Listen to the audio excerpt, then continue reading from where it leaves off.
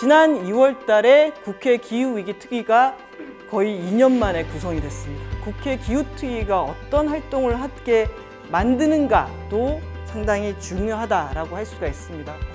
그런데 사실 나의 이 정치적 성향을 우리 국회가 대변하고 있느냐라고 질문한다면 여러분들은 어떠세요? 기후정치, 왜 기후위기를 걱정하는 시민의 뜻은 정치에 반영되지 않았을까? 우리가 정부를 바꿀 수 있는 방법을 안다고 하면 이미 바뀌었겠죠. 그 정부는. 저는 단지 이런 활동들을 통해서 우리가 활동을 시작할 수 있다라고 하는 단초, 여는 말 정도로 진행한다고 생각하시고 들어주시면 감사하겠습니다. 네, 탄실협동조 파티의 질서흡수적 떠들썩 탄소 중립 정치로 풀자 공론장에 와주신 여러분 환영합니다. 저희는 디지털 기술을 활용해 민주주의를 혁신하고 일상 속으로 확산하는 민주주의 활동가들의 협동조합입니다. 탄소 중립 정치로 풀자라는 주제를 준비하게 된 이유가 있습니다. 다들 아시다시피 3월에 녹색동장 기본 계획이 발표가 되는데요. 개별 어떤 그 정책에 대해서 논의하는 것도 중요하지만 이 문제를 해결하기 위해서 정말 시민들이 같이 논의하고 우리가 무엇을 해야 할 것인가 이야기를 모아낼 필요가 있다고 생각을 했습니다. 그래서 파티에서도 탄소 중립 정책 논의에 국민의 공간을 어떻게 만들 것인가, 오늘 세 분의 발제자와 여기 있는 팀원 여러분들과 자세한 이야기를 나눠보고자 이 주제를 준비를 했습니다.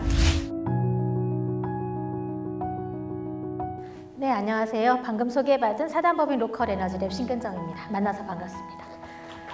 오늘의 제목이 정부를 어떻게 바꿀 것인가이고, 우리가 정부를 바꿀 수 있는 방법을 안다고 하면 이미 바뀌었겠죠. 그 정부는.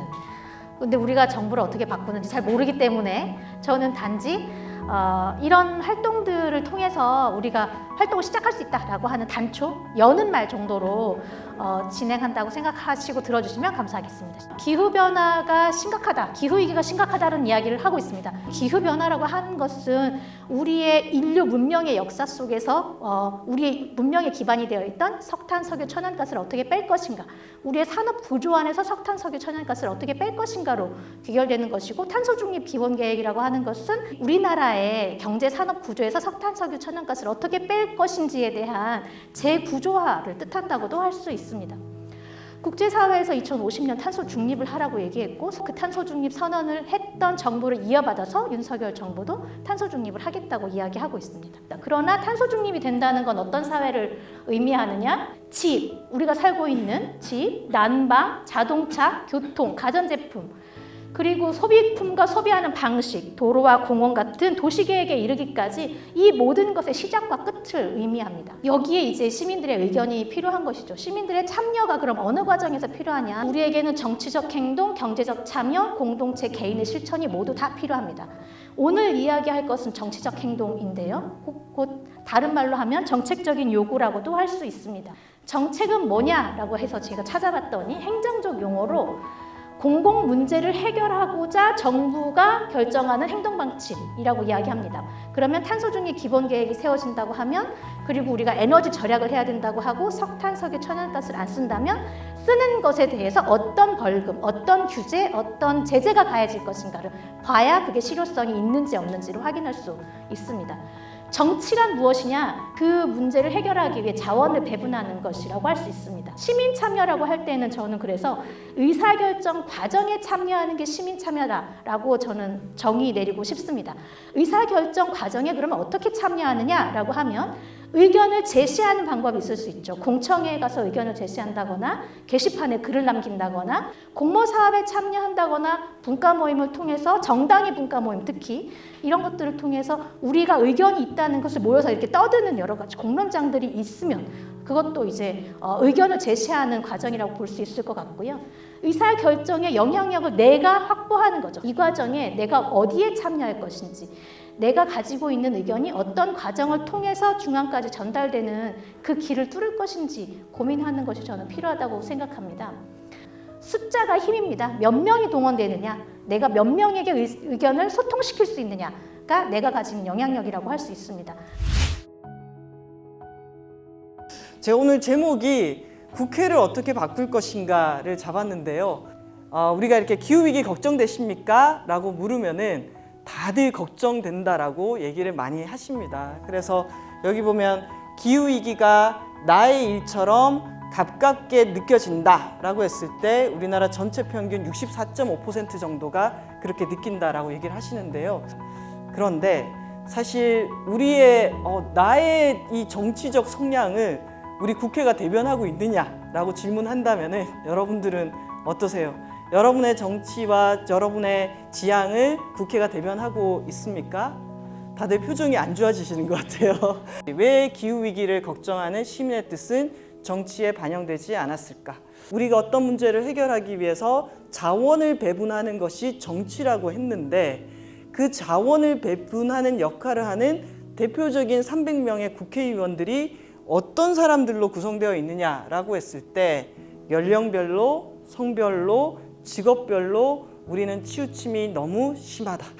그래서 기후위기를 걱정하는 20대 여성뿐만 아니라 기후위기를 걱정하는 많은 사람들의 의사가 정치에 반영되지 않는 결과, 그리고 워낙 이 선거제도라든지 지역구도라든지 이런 것들 때문에 가로막혀 있는 것들이 많습니다.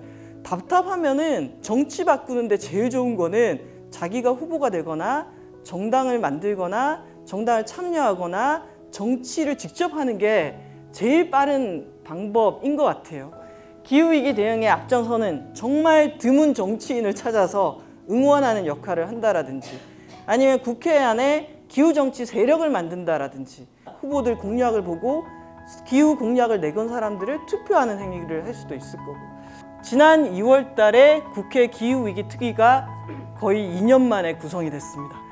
이 특위에서 국가기본계획을 검토하도록 돼 있고 탈석탄법이라든지 분산에너지법이라든지 정의로운 전환 관련 법들을 검토하도록 되어 있습니다. 그래서 어떻게 보면 국회 기후특위가 어떤 활동을 하게 만드는가도 상당히 중요하다라고 할 수가 있습니다. 국회를 움직이는 힘은 국회 자체를 모니터링하고 감시하고 법을 만들게 하고 이런 것들도 있지만 안팎으로 연결되는 시민들의 목소리와 이 집단적인 힘 이런 것들도 같이 작동한다라는 것들을 알 수가 있습니다. 우리 지역에서 바로 내 생활과 관련돼서 제도를 만들고 움직이게 할 때는 국회의원만 아니라 시의원 그리고 구의원도 압박하거나 변화시키기 위한 그런 행동이 필요하지 않을까라는 생각이 듭니다.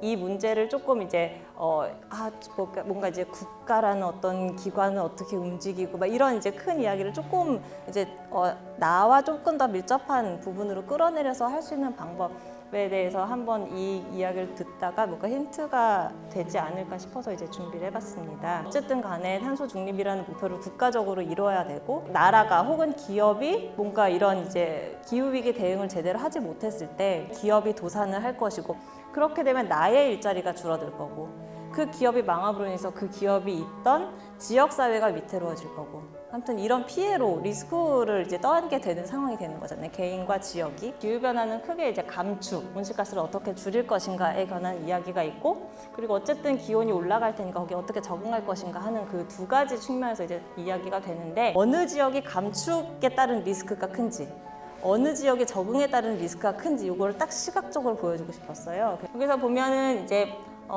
GRDP당 배출량이 높은 곳을 보면 여기 충남도가 1위로 나타나고요. 사실 그리고 이제 그 지역 내 주요 배출겹 감축 의무에 따른 리스크 역시 충남이 나왔습니다. 적응에 따른 리스크도 이제 이렇게 나타나는데 발전소가 많은 곳 그리고 뭐 산업단지가 많은 곳 이런 곳에서 이제 리스크가 크게 나온 거고 이제 적응 같은 경우는 고령층 인구 비율이 높은 곳 그리고 이제 온도 상승 같은 경우는 남부 지역이라든가 아니면 좀 서쪽 지역 이런 쪽이 좀 위험이 높게 나타나는 경향이 있었습니다. 이 지도를 보면 사실 다들 약간 불편한 지점이 있을 거예요. 왜냐하면 저수도권 지역이 너무나 하얗게 그러니까 리스크가 굉장히 낮게 나타났기 때문인데요. 여기서 뭐 저기서 이제 석탄 발전하고 어디서 산업단지에서 뭐 물건 만들어내고 하는 것들은 다 거의 이제 수도권에 올려보내지는 것들인데 이거 좀 너무 불공평한 거 아니냐. 에너지를 생산한다면 에너지가 어딘가에서 쓰여질 거 아니에요? 그리고 산업공정으로 뭔가 제품을 만들어내면 소비가 이루어질 거고 GRDP 그 계산 항목의 안에 보면 민간 소비라는 게 있어요. 그래서 그 지역별 민간 소비를 이렇게 쭉 봤더니 여기서도 마찬가지로 경기와 서울, 부산 순으로 소비가 굉장히 많이 이루어지는 반면에 하지만 산업공장 배출량은 굉장히 중위권, 서울, 부산 같은 경우는 중위권에 머무르는 걸 볼 수 있었습니다. 탄소 중립이라는 게 에너지를 생산하는 것도 물론 문제지만 그 소비 구조에는 문제가 없을까? 그러니까 지금 우리가 배출할 때 생산 관점에서 뭘 바꿔야 된다라고 많이 이야기를 하지만 사실 소비나 이런 쪽 관점에서도 다시 한번 살펴볼 필요가 있지 않을까? 네, 그래서 준비를 해봤습니다. 네, 감사합니다.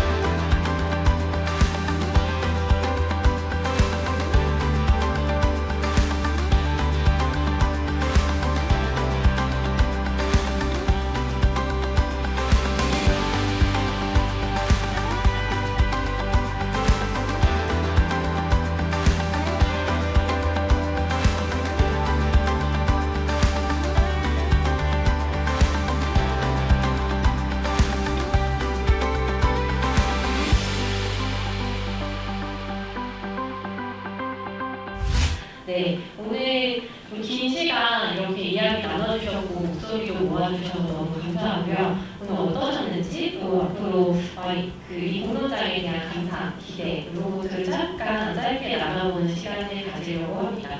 강원대 탄소중립단사에서 에너지 경영 경제를 가르치고 있는 김기현입니다. 제가 참여하는 이유는요.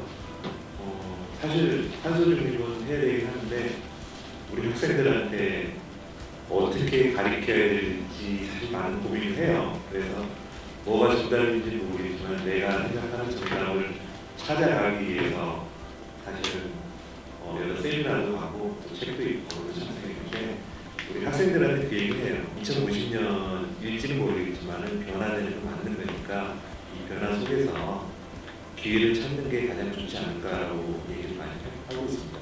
제가 이렇게 앞에서 얘기를 할 때 듣는 분들의 표정이나 눈빛을 볼 수가 있습니다. 그래서 제가 앞부분에 발제를 할 때도 엄청 집중하고 계시구나. 이 일에 엄청 이게 뭔가를 하고 싶은데 어떻게 해야 될까에 대한 그런 궁금증으로 이 공간에 오셨구나라는 것들을 느낄 수가 있었습니다. 그래서 이런 분들이 좀 더 많아지고 확산된다면은 뭔가 변화가 만들어질 텐데 싶었고요. 우리 교수님 항상 저희 포럼이나 이런 데 나타나세요.